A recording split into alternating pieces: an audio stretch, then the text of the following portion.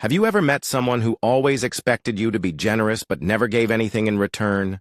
Someone who constantly took advantage of your kindness, made you feel guilty for setting boundaries, and yet somehow always managed to play the victim? I have dealt with two kinds of selfish people in my life. The first was a so-called friend who was more than happy to eat my food, use my money, and enjoy my generosity, but never once offered anything in return. The second was my husband's ex, who refused to accept that their relationship was over and decided to make one last bizarre attempt to insert herself into our lives.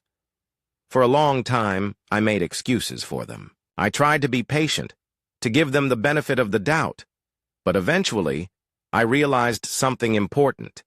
It is not my job to fix selfish people, and it is definitely not my job to keep them in my life.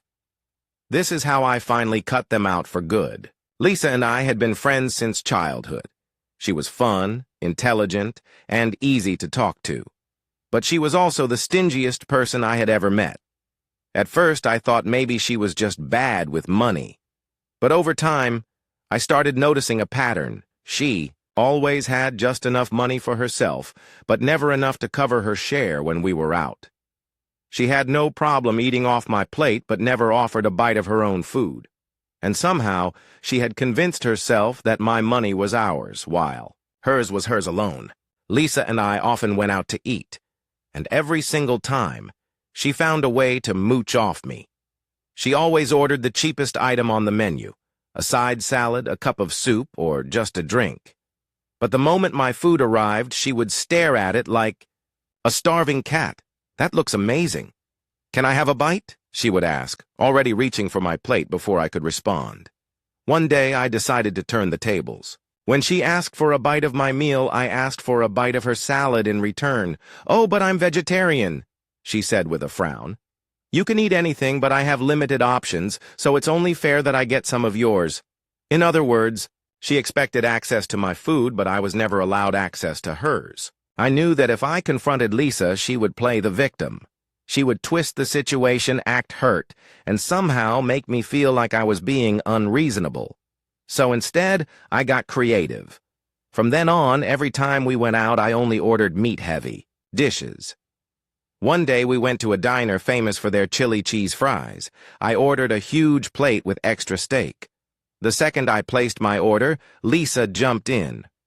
"Oh, can you get the steak on the side? That way we can share."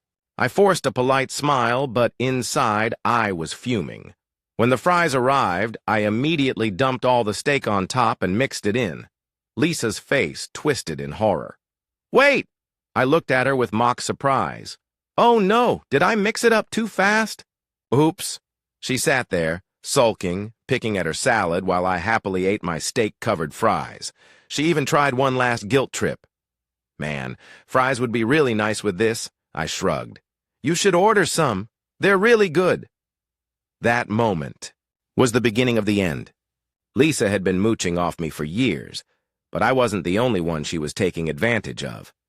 A few months later, our friend group planned a spring break trip to Mexico.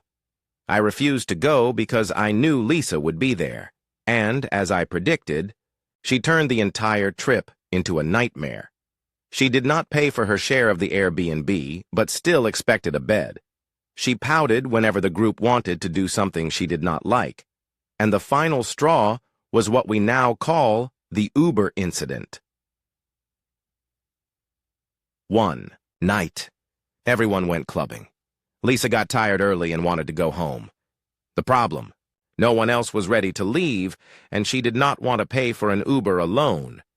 So she sat there, sighing loudly, shifting in her seat, making sure everyone knew she was miserable. She was waiting for someone to feel bad and leave with her. Eventually, two girls in our group decided they were actually tired too and shared the Uber with her.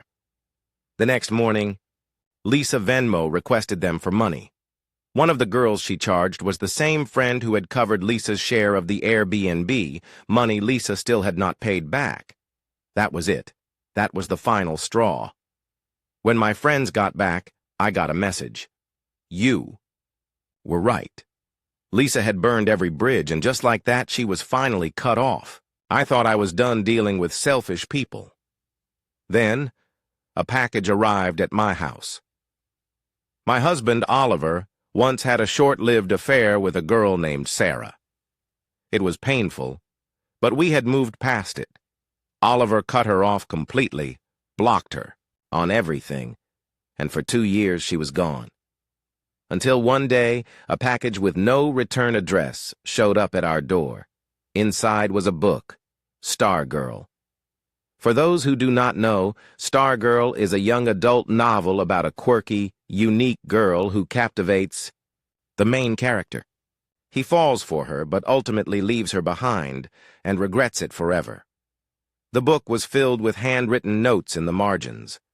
Some were harmless. Look at the clouds and remember the past. Walk barefoot in the grass and feel the love we once had. But the creepiest part? On the dedication page, Sarah had written, "Read the sequel. You'll understand," I burst out laughing. Oliver, on the other hand, looked like he had just seen a ghost. We did not hesitate. We threw the book in the trash and moved on with our lives. Sarah was a chapter long closed, and she needed to stay that way, and if she ever tried something like this again, maybe we would send her a book in return, How to Move On and Stop Embarrassing Yourself. If there is one thing I have learned, it is this. You cannot fix selfish people. I wasted years hoping Lisa would change. I spent too much time wondering if Sarah would finally move on. But at the end of the day, the best thing I ever did was walk away. Have you ever had someone like this in your life? How did you deal with them? Let me know in the comments. Thank you for watching. If you haven't subscribed yet, please do so. And hit the notification bell to stay updated with more shocking real-life stories happening around you.